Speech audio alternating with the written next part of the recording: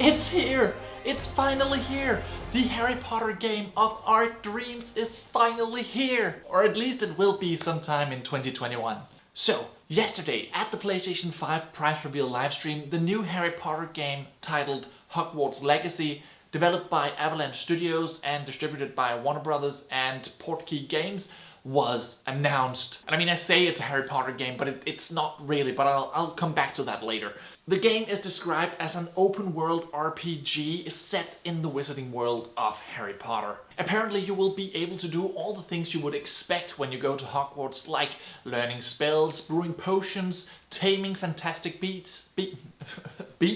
taming fantastic beasts and playing Quidditch. And you'll be able to visit all your favorite magical locations like the Hogsmeade Village, the Forbidden Forest, and also new locations beyond Hogwarts. This is something I am really excited about. You never really got to explore the wizarding world outside of Hogwarts on your own in the old Harry Potter games because you were always limited to following Harry's story. But now you can sort of create your own story, which I think is really what we all wanted. I mean, we already know Harry's story. We read the books, we saw the films, we read the books again. For a real Harry Potter fan, even the Fantastic Beasts movies aren't really that exciting because beyond the first movie, it's just a retelling of the story of Dumbledore and Grindelwald, which we already know from the Harry Potter books. The relationship between Dumbledore and Grindelwald, of course, it can be expanded upon, which is what we see in the Fantastic Beasts films. But we already know about their relationship and their ultimate fallout from Rita Skeeter's book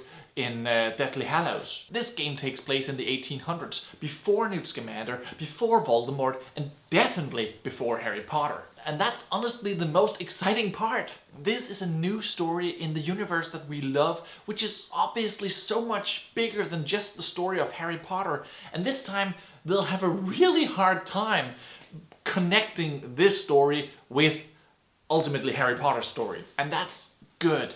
We can't keep reliving the same story over and over and over and over again, but we can come back to this universe that we love and create new stories and create our own stories. I feel like after you read the Harry Potter books, what everyone wanted most was to get their own Hogwarts letter and go to the school and live their own exciting magical adventures. And now we get the chance. When the Portkey Games label was announced back in 2017, I feel like this was really the game we were all hoping for. I never really played Hogwarts Mystery, I couldn't really get into it. I definitely have no interest in the Zynga-developed Candy Crush Harry Potter game. And I mean, I have had a lot of fun playing Wizards Unite, or as I like to call it, Harry Potter Mon Go. But what I really wanted was this game. A real, serious RPG game where I can get to live in the wizarding world.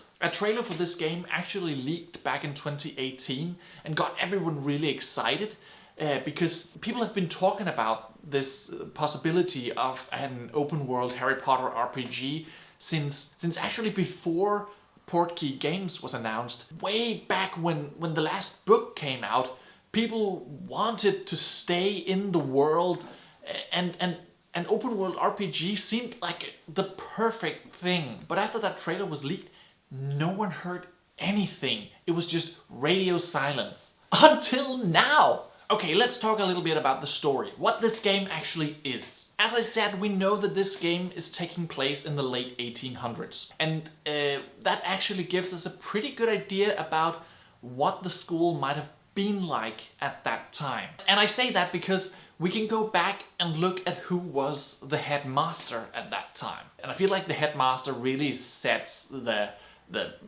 vibe of the school. We know that Dumbledore's predecessor was Armando Dibbit, who served as headmaster from around the mid-1920s. So, given that this game takes place in the 1800s, he can't really be the headmaster in the game.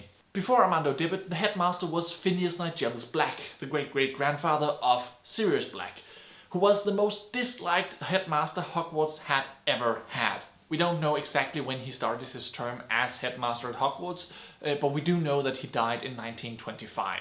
If this game takes place during Phineas Nigellus Black's term as headmaster at Hogwarts, we know that it probably will be a somewhat unfriendly atmosphere towards Muggle-born witches and wizards. We know that he didn't really like his job as headmaster, and we know that he was into blood purity, so he was definitely a racist. But yeah, Phineas Nigellus Black could canonically be the headmaster at Hogwarts at this time. If not him, my best bet would be that the headmaster would be Brutus Scrimgeour, an ancestor of Rufus Scrimgeour, who obviously became the Minister for Magic following Cornelius Fudge. We don't know much about Brutus other than that he was a huge Quidditch fan and that he wrote a guidebook for beaters. I kind of imagine him being a bit like a character like Ludo Bagman. So, you know, probably a pretty chill guy. But other than that, we don't really know much about the story of the game so far. In the trailer, they talk about an ancient power which our character's strange and mysterious talent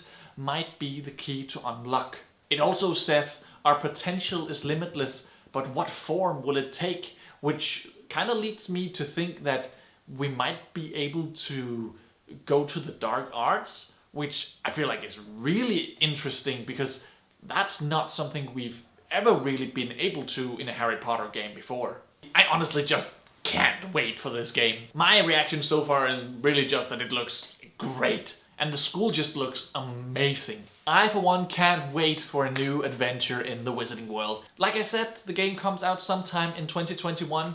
So if we somehow manage to get through this dumpster fire of a year, we will get to experience Hogwarts Legacy. But that's pretty much all I have for you today. Thank you so much for watching, and if you want more from me, maybe subscribe to the channel. And until next time, take care and so long.